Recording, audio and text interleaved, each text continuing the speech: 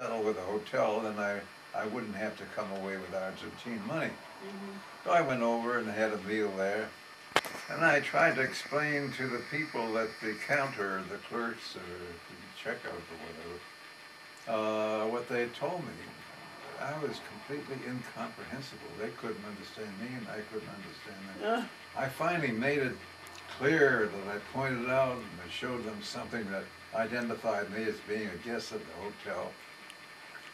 Charge it to me over there. They got on the phone, and then they transacted by phone, and they learned that I was credible. And okay, but I couldn't have transacted it without their having telephone. I thought you were going to say that the punchline was that they picked out very expensive things for you to order.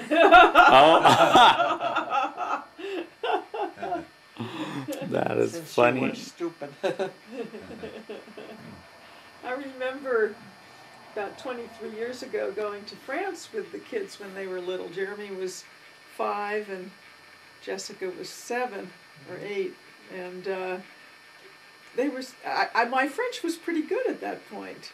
We could go down to the bakery and the butcher and the flower shop and get ingredients for peanut butter and jelly sandwiches. Oh yeah. They had that on French bread every day. Yeah. This was when Anne was there too? Yes, she was there. I remember that summer, and you showed us pictures of Jeremy watching a street Fair. Oh yes, a Punch and Judy show. Yeah, Punch and Judy show. You know who some Punch and Judy is?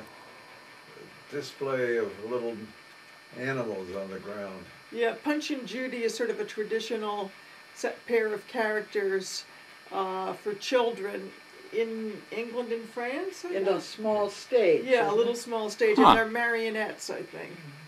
And, with strings. And so we were in a big crowd watching it. Yeah, and I remember questioning Jeremy years later. He couldn't recall that. He was pretty young.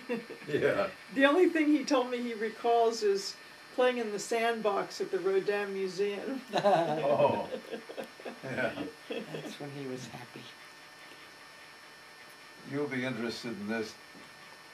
I was in Amsterdam once, sitting along a canal back of the new Hilton Hotel there, just relaxing after a day's busy work, and I listened to some young Americans who were seated a little higher up in the back on the summer chairs. And there was one young man talking with 3 pretty American girls, and he was telling in a very proud voice of all his exploits and so on. I said, my goodness, that sounds like Donnie Lieberman. Oh, you're kidding? The boy across the street. What was his Donnie name? Lieberman. Donnie Lieberman. I turned around. Sure enough, it was Donnie Lieberman telling about his Yale adventures to these 3 girls, and they were so fascinated. So I got up and introduced myself, and of course Donnie knew me. So I met his parents. They were traveling with the whole family. They were making a tour. Now, the reason I'm telling you this, by the way, is they proceeded to Paris, and I had some business in Paris. Then they proceeded to London, and I had some business in London. So I met them at the London hotel, and I had breakfast with them there. They stayed at the Ritz, and I stayed at another hotel. At any rate, when they went to Paris, Donnie, instead of traveling around to the Louvre and all the wonderful places to see in Paris, he found there was a houseboat with a swimming pool on the Louvre with beautiful French girls there. So he spent all his days that they were going around and seeing the wonders of Paris. He was there in the swimming pool with the girls. There you are. There's a Yale. That is funny. That's the conclusion. That is I'm sure funny. there's never been a Harvard boy who had an eye for pretty women, right? Yeah. That's funny. I'm going to drop this shade a little bit. Might be in Jeremy's eye. Sun. Am I in your way? No, sit there. All right. You're not in the way. I'm just getting to the rope. Have you been doing your damage while we've been talking? Doing my damage? Oh, just a little bit.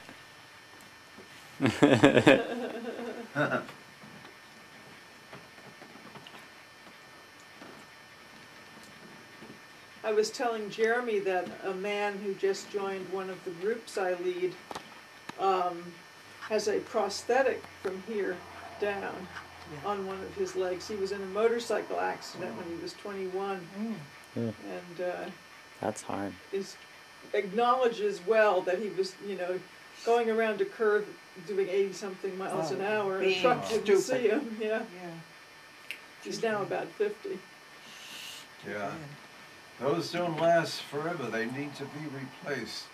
And something that concerned me about your Aunt Clara, who all of us show them, she had knee replacements 10 years ago. Oh. And the lifetime of good knee replacements, at that time I'm told, was 10 years. Mm-hmm. Now, that is an excruciating ordeal because they cut off the bones and clip these on the on the end stumps. No, I didn't remember that she had had that. So she was due for replacements. Oh, ridiculous. Yeah. When they replace them, though, it's not as bad.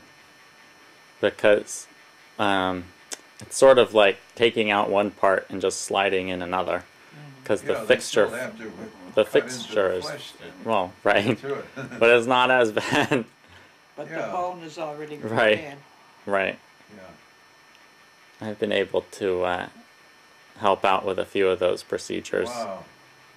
And it's pretty amazing they can replace a whole joint like that and have it function so well. Now, I didn't remember that, but she died of bone cancer. Could this operation have contributed to that? No, I don't think so.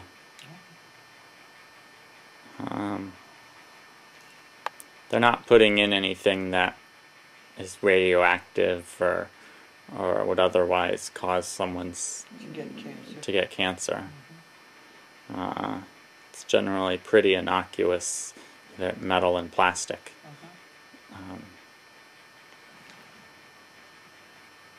So, yeah.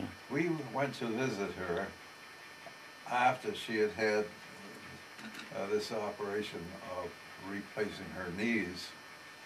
And the doctor came in, the surgeon who had done the surgery, accompanied by a representative of the firm that made these prosthetic devices.